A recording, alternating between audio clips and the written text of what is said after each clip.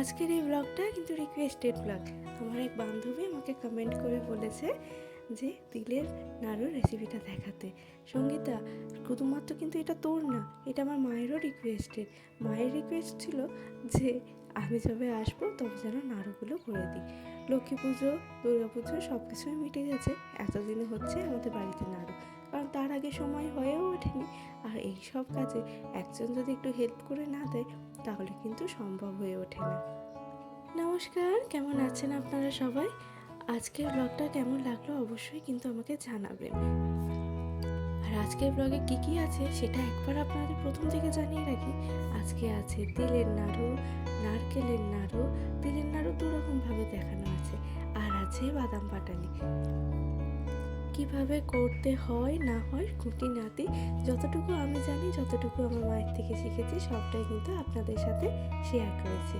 আর এই নাড়ু করার চক্করে মা সকাল সকাল বাপিকে বসিয়ে দিয়েছে নারকেল ছাড়ানোর জন্য। এরকম একটি সাঁড়াশি যদি বাড়িতে থাকে, নারকেল ছাড়ানো একদম বাঁ হাতকা খেল। অনেক তাড়াতাড়ি কিন্তু এই 5-6টি নারকেল ছাড়ানো হয়ে গেছে। নারকেল ছাড়ানো হয়ে গেছে, এরপর গায়ে ধুয়েও চলে গেছে। আর তারপরে সময়টুকু হচ্ছে রানী। রানী একদম সোজা ঘরের মধ্যে চলে এসেছে কি আছে না আছে দেখার জন্য।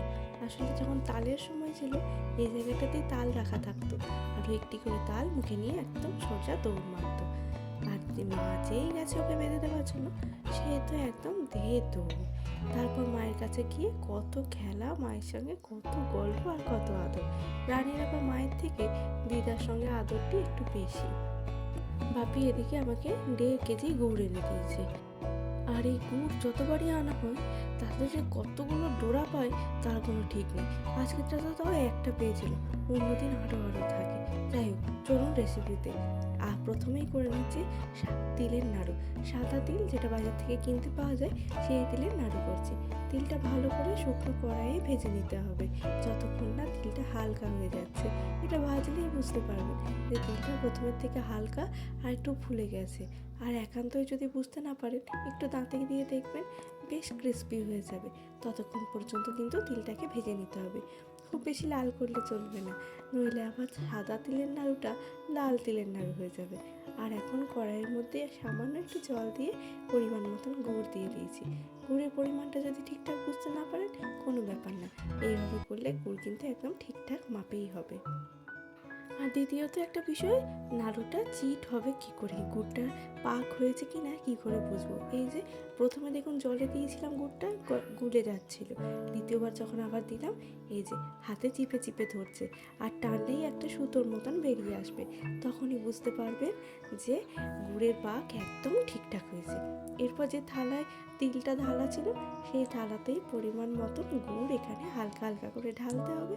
আর একজন যদি এটা মাখিয়ে নেন তাহলেই বুঝতে পারবেন একদম ঠিকঠাক হবে।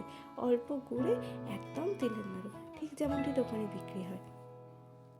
তবে এই যে কোনো নাড়ু গরম কড়াই থেকে নামানোর পরেই যদি না তাড়াতাড়ি পাক দিয়ে নেওয়া যায়, সেই নাড়ু তো হয়ে যাবে শক্ত, গুড়ের চিটে হয়ে যাবে শক্ত, সে আর কিন্তু সেপ দেওয়া যাবে না। তাই গরমে গরমে হালকা করে হাতে একটু তেল লাগিয়ে নিতে হবে, আর রাখতে হবে একটা বাটিতে একটু জল। যখনই হাতে একটু জায়গা লাগবে একটু জল দিয়ে নিতে হবে। আবার বেশি পরিমাণে জল দিলেও হবে না, তাতে আবার নাড়ু থাকবে না বেশি দিন। এখন 2 নম্বর পদ্ধতিতে তিলের নাড়ু দেখাচ্ছি। এটাতে একটু পাকটা বেশি দেবো, আর এটা একটু গুড় বেশি দিয়ে করব। ওটা যেমন হালকা গুঁড়ে করেছি, এটা একটু বেশি দিয়ে করব। আর এই তিলগুলো হলো চাষের তিল। তারপরে এগুলোকে ঝেড়ে পাচড়ে এই খোসাগুলো তুলে নেওয়া হয়েছে। এই যে ওই তিলের নাড়ু করার পদ্ধতি কিন্তু একই। তিলটাকে শুকনো কড়াইয়ে ভেজে নিতে হবে, আর তিলটা যতক্ষণ না ক্রিস্পি হচ্ছে ততক্ষণ ভাজতে হবে। এখানে আমি গুড় নিয়েছি একটু বেশি করে। এটাতে ওই একইভাবে দেখে নেব গুড়ের পাক হয়েছে কিনা। তিলের নাড়ু গুড় পাটালি করার সময় পাকটাকে এইভাবে দেখে নিতে হয়। নারকেল নাড়ু আবার চিনি নাড়ু করার ক্ষেত্রে পাক দেখার পদ্ধতি আবার অন্যরকম। ওই নাড়ুগুলো যখন দেখাবো তখন আপনাদের বলে দেবো। এই যে 2 নম্বর পদ্ধতিতে যখন তিলের নাড়ু করছিলাম, পাকটা একটু বেশি করে দিয়েছিলাম। আগেরবার যেমন মিক্সড করে নিয়েছিলাম, আজকে এই পদ্ধতিটাতে কড়াইয়ে একদম সমস্ত তিল দিয়ে মিক্সড করে নেব।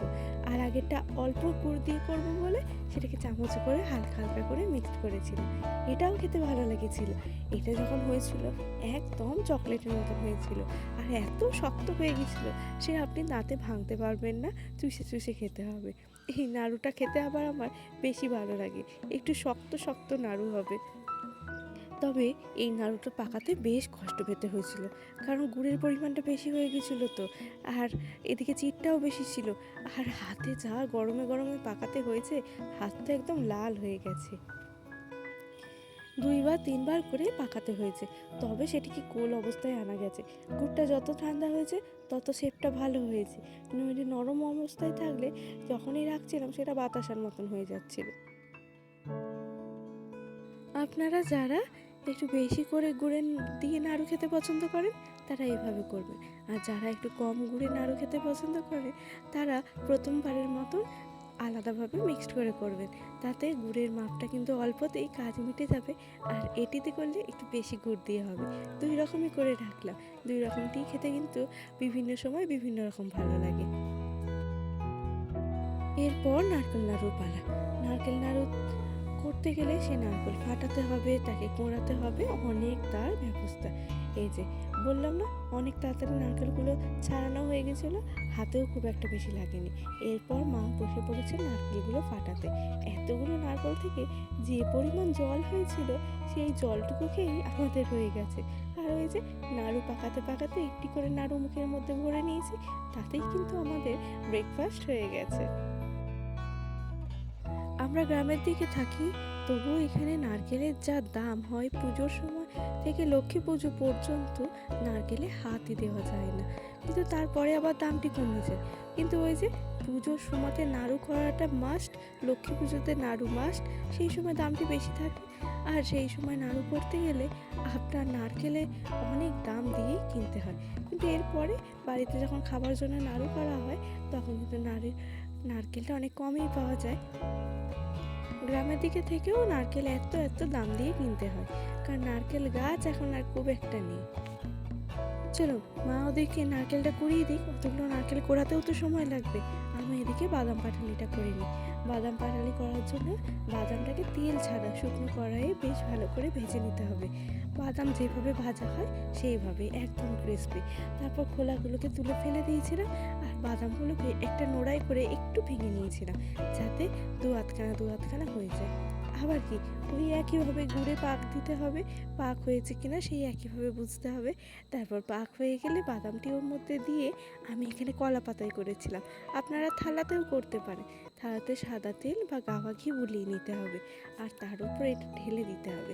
গরমে গরমেই পিসটা করে নিতে হবে, কিন্তু ঠান্ডা হয়ে গেলে আর এটিকে পিস করা যাবে না, তখন এবড়ো খেবড়োভাবে ভেঙেই নিতে হবে। কলা পাতায় করেছিলাম, এত সুন্দরভাবে উঠে গেছিলো যে কি বলবো।